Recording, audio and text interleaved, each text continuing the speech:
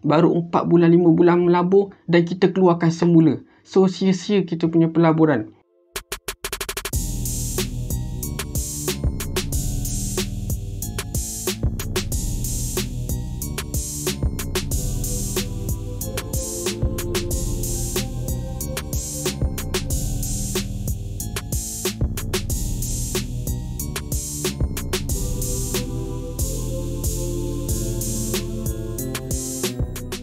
Okay, hai. So, video kali ni saya nak share tentang perbezaan di antara simpanan dengan pelaburan dan bahayanya jika kita samakan pelaburan ni sebagai kita ataupun kita jadikan pelaburan kita ni sebagai kita punya simpanan. Okay? So, sebelum kita masuk pada topik, jangan lupa macam biasa like saya punya video, subscribe saya punya YouTube channel dan komen dekat bawah. Jika ada sebarang persoalan ataupun apa-apa nak tanya, boleh komen dekat bawah. Okay? Okay, berbalik pada topik. Kebanyakan saya nampak begini-begini yang baru nak berjinak dengan pelaburan ni. Mereka menjadikan pelaburan sebagai mereka punya tabung simpanan. Okay, sebenarnya benda ni sangat-sangatlah berbahaya, sangat-sangatlah berisiko. Kenapa? Kita tak tahu bila kita akan kemalangan, bila sebagai contoh kita bawa kereta rosak ataupun kita accident. So benda-benda ni membahayakan sebab kita tahu dalam dunia pelaburan ni, market ni dia bergerak begitu pantas. Market ni sekarang berada dalam keadaan yang sangat-sangat volatile. Lebih-lebih lagi zaman-zaman sekarang ekonomi yang tidak menentu.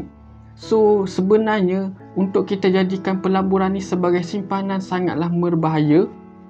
Sebagai contoh, let's say lah kita berlakunya benda yang tidak diingini ataupun kemalangan, kita terpaksa gunakan duit dan kebetulan pula pelaburan kita masukkan tu dalam keadaan yang tengah rugi. Okey, dan kita tak ada simpanan lain yang boleh kita gunakan selain duit pelaburan tu. Jika kita dalam duit pelaburan tu kita ada 30,000, 40,000 dan kita rugi almost 20,000, tinggal 20, kita ada 40,000 dan kita rugi 20,000, tinggal 20,000. Takkan kita nak keluarkan 20,000 tu? So benda ni sangat berbahaya, kita dah rugi 20,000. So sia-sia kita punya pelaburan. That's why kenapa saya sentiasa ingatkan nasihat kepada mereka yang baru nak ceburi dunia pelaburan, pastikan anda gunakan duit lebihan. Tak kisahlah berapa pun duit lebihan tu, sikit, 100 ke 200 ke. So untuk kita tahu macam mana kita nak bezakan simpanan ni, at least okay, kita punya simpanan di bank atau di bank kita at least sekurang-kurangnya 5 bulan ataupun 6 ke 12 bulan. Kebanyakan orang menggunakan calculation 5 hingga ke 12 bulan. Okay, let's say lah kita punya gaji 2,800. Tak payah kita 2,000 lah, senang nak kira kan.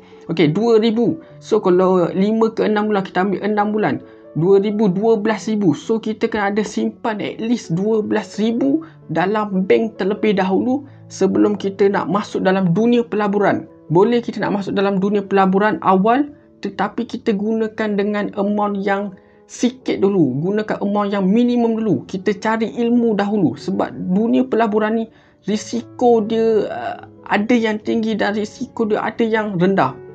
Kebanyakan dunia pelaburan ni risiko dia tinggi. Lebih-lebih lagi dalam keadaan ekonomi sekarang yang tidak menentu.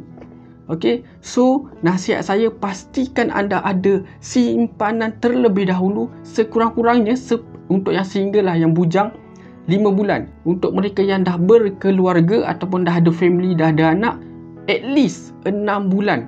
Okay, pastikan anda ada simpanan at least 6 bulan sebelum masuk dalam dunia pelaburan. Sebab apa? Saya tak nak anda gunakan duit, keluarkan duit pelaburan ni sebab untuk tanggung kita punya kos.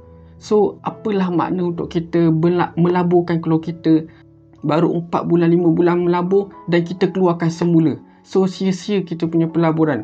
Jadi at least pastikan ada simpanan. Sebab kebanyakan saya nampak selalu bertanya, boleh ke kalau kita melabur bulan ni and then lepas 5 bulan kita withdraw semua. So buat apa kita melabur kalau kita nak keluarkan semula duit tu. So pastikan ada simpanan sebelum melabur. Jika ingin melabur juga, pastikan guna seminimum mungkin duit pelaburan yang anda gunakan. Cari ilmu dahulu. Okay, so itu saja dari saya. See ya, kita jumpa lagi next video.